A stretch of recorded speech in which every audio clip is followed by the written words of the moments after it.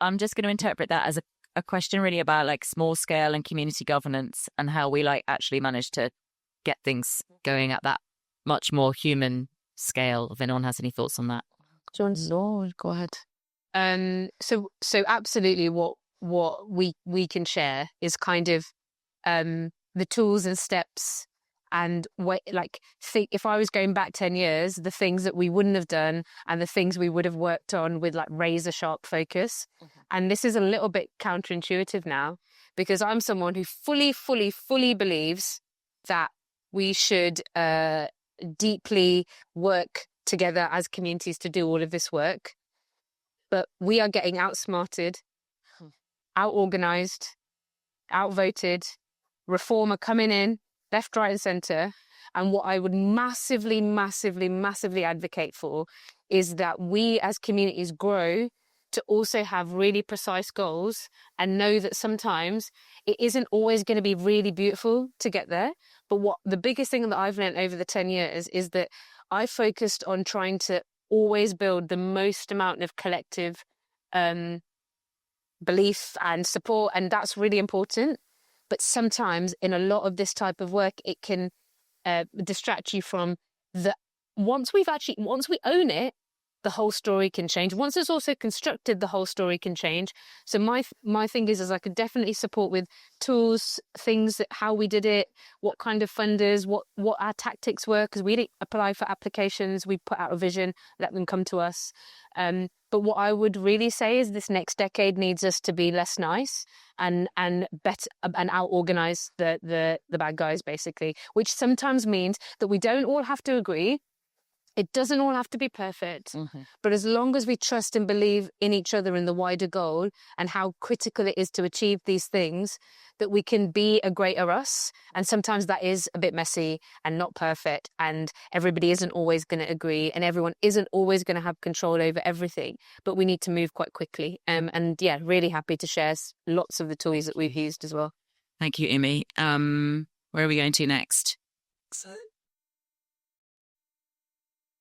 Hi, I'm Thodo. I don't know who I represent today. Maybe community health and well-being. Hi, Chris. Mine's really broad, actually. There was a lot of talk from some of you, and particularly Alastair, about the historic situation that got us into the bad place. Do we learn from the movements that went before in the 19th, particularly the 20th century? That I'm obviously older than you, so I remember some of this, and I am an ex-planner as well, just to put that on the table. So it's okay to be an architect. It's fine. But yeah, I'm thinking of like the mass trespass movement, the suffragettes, because women were still owned by their husbands. Women had no rights. We wouldn't be in this room discussing anything about ownership at this point. Moving forward into the national parks, we've got a national park on our doorstep, and the planning system that did come from a good place originally. And I'm also thinking about then the 60s and the 70s and the 80s with the rise of the green movement, with the rise of alternative technology, with the rise of collective self-build. If people remember, in the 80s, there was a fair bit of collective self-build. I certainly wrote my dissertation about it. But I'm just wondering, where can we learn from all that, from the Colin Wards and all of that sort of movement that happened that hasn't quite been mentioned yet? Thank you. Great. Should we just hand the mic on to someone else? We'll just do two at a time, or we're going to run out of options. We'll come to you, Amy, I promise. Hi, thanks. I'm just going to read what I've written down because it's easier for me. I'm a land steward member of the Ecological Land Co-op, which is a community of land workers who own land collectively for in perpetuity for the purposes of agroecological farming. And it's like a housing co-op, but for farms, basically. And as you have all already talked about our inheritance of individualism, in particular, individualized ownership is this invisible paradigm we are within, but it's neither necessary nor desirable. In my work in the co-op, we've been thinking a lot about how care and individual ownership are linked together. And I think about when I shared a car with a group of friends, it was like really bombed out because none of us cared about it as much as we cared about our own car. And so we're learning together about the ways that our inheritance of individualism, including ideas of land ownership, has left us impoverished. And we've lost access to different ways of understanding and enacting care. For example, collective stewardship, as you guys have mentioned. And you said it's us that maintains the status quo, which I thought was really cool. So how are your organizations understanding and resourcing sort of co-designing social infrastructures of care, in particular community agency and creativity to imagine and design safe, non-individual possibilities of ownership and care, not in the abstract, but in ways that are desirable, as you said.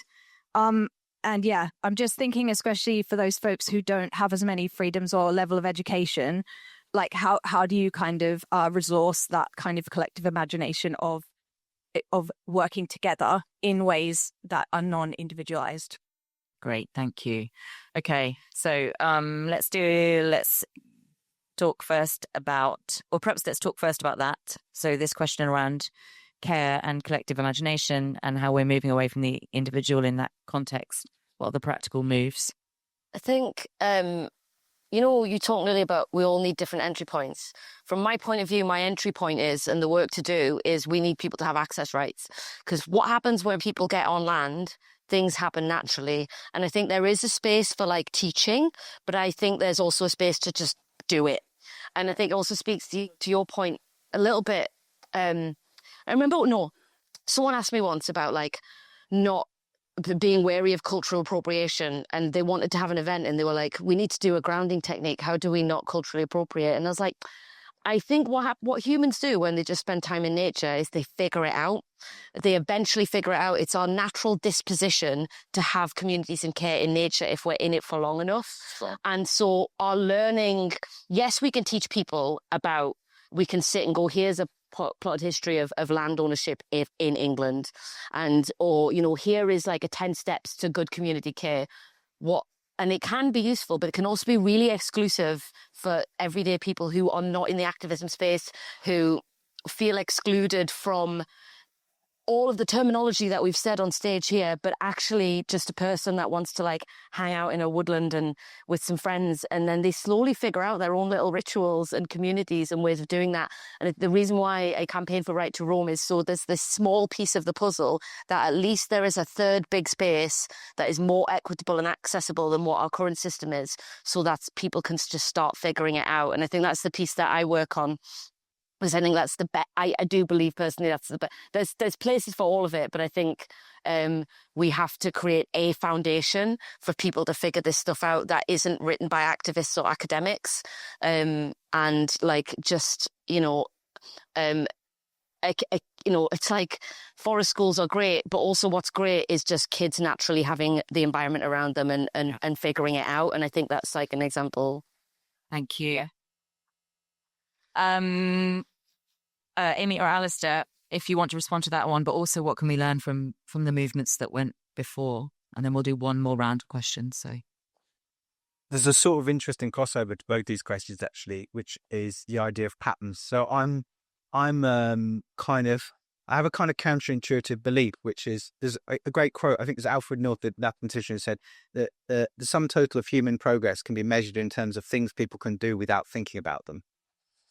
So what's really interesting is at the moment, all the patterns, by patterns, I mean kind of standard reusable ways of doing stuff that like standard legal agreements or whatever it is, are all around the old system. And those who step outside that old system are immediately swimming upstream because there aren't a load of established patterns and a load of templates, etc., to follow, right? And this can be completely kind of exhausting, as I'm sure you know. So I'm kind of weirdly obsessed with this idea of how do we make things the new normal, and actually weirdly that there's a bit of letting go of control that's required a little bit, but actually obviously this is our organisation. We're unlike things like IMI, we're kind of deliberately placeless. Our organisation, our job, we figure our job is to build patterns and infrastructure for all the place-based teams, we ourselves are placeless. So, and to work out, okay, so we don't figure out, we try and work out what's working. How do we take that thing you're working and make it into a standard open source pattern that somebody else can replicate a little bit easier next time? So that's our, if you like, how we think about that problem. And I guess this also speaks to your thing about, like you, I'm an obsessor of the long history through Levelers and Colin Ward and John Turner. I've got like a Bible on my shelf, right? But equally, I would, go and read all that stuff, but I don't want everybody to have to go and read all those books to be able to use it. And my experience is exactly the same, is that weirdly, you don't have to, because the moment you take away the obviously stupid, crappy incentives, we've still got all these kind of stuff in our firmware where humans just kind of go, oh, yeah, we remember how to do this. Because the period in history when we were told to do something was different was historically actually pretty short. So I'm kind of interested in this idea of how we do patterns. Now, we did do some slightly academic. We did, on the way to researching this Bear Hole project, we accidentally produced a side project called the Atlas of Ownership, where we got so obsessed with these different models of ownership and stewardship through history that we thought, there should be a library for those. And it looks, you can go and see it. It's Atlas of Ownership, though. It's very kind of basic. Very nice. We spun it together very quickly. But it's cool because you can go and see across history and geography that these patterns aren't new. They show up again across history and geography. And actually, there's, whether it's innovative models overseas in the Netherlands or whether it's indigenous models from, some other kind of part of the world that's been completely forgotten about, is, hey, guys, turns out humans had this stuff quite well figured out for a long period of time. So we can dust off those patterns, build them into new open source patterns, and just allow people to use them. And now if they then want to dig in and go and read all the books, that's great. But there is a link there, right, in how your everyday posture is, which I think is like one that you can see on the walls if you got the internal stairs here, is like what it means to have a culture of reverence, citation, memory, and like to move those things through. And like I come from traditions where that oral and in some ways wider systems of capturing and telling that story is there, but we also had them really destroyed. So I think it's also important to be like, whichever part of the system you're in, even just the way you pick that book, or when you experience the women who have influenced your thinking, like we also either work in ways that revere and create narrative and history and pass down stories and connect to where these ideas came from, particularly if we know that colonization and imperialism literally violently removed some of the histories of these stories from our consciousness in the last 50 to 100 years. And so I think you can do them together, right? It's like you can practice that, and I think it is something that we don't practice really, really well in this country, and we need to. And like you said, there are ways in which those stories have patterns that are very similar in all of our like organizing as well. Thank you. Okay, I'm gonna go to you, Amy. We're out of time, but I daren't not now. Couldn't. So last question from Amy. And you guys have got a very small amount of time to answer it. Well, I think you may have partly answered my question anyway, but my question is really, who can we copy? Who's already doing it? Who has a similar, in terms of like you were saying, like there's the national level and there's individual level of listening, and I'm not sure what that was in relation to other than politics or planning maybe, but who already does that kind of community buyout type stuff as part of their political makeup or local council makeup. Like I heard through family of mine in Denmark, like they've talked about how they do have like common land, and then they'll even as a community decide, oh, there's going to be a hut for the teenagers to drink beer in and we're not going to be there, and like just accept that that's something we do. Okay, so who are we copying?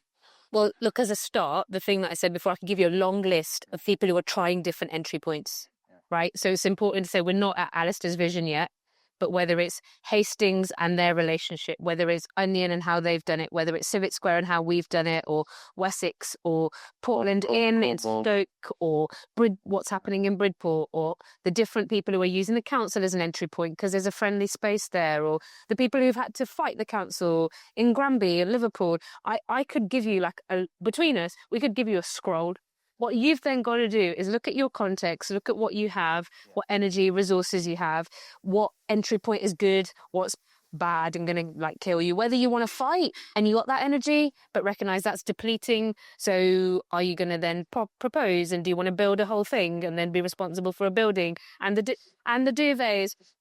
Or are you best placed to look at a piece of legislation and then copy your laundrette, your knitting group, the spaces that brought people together, built trust, built social connections? Because if you look in our work connected to we are repair clubs, trade schools, coffees in the park, craft, playing with clay. These are all the entry points before we're talking natural materials versus extraction of minerals and yada yada. After you've figured out that puzzle piece and mapped your energy and assets and what's possible and where you're at, go back to how people love to come together, build trust, care, and have the most amount of fun. So it seems like in Watch It, it's that pub we went to last night, right? It's cider, and a nice segue, Imi, thank you, into food, which always is the thing that brings us together. I am going to hand over to Izzo in 1 second to just tell you about the things that are happening over lunch before we go out and get some food. But first, please, a massive thank you to our panellists.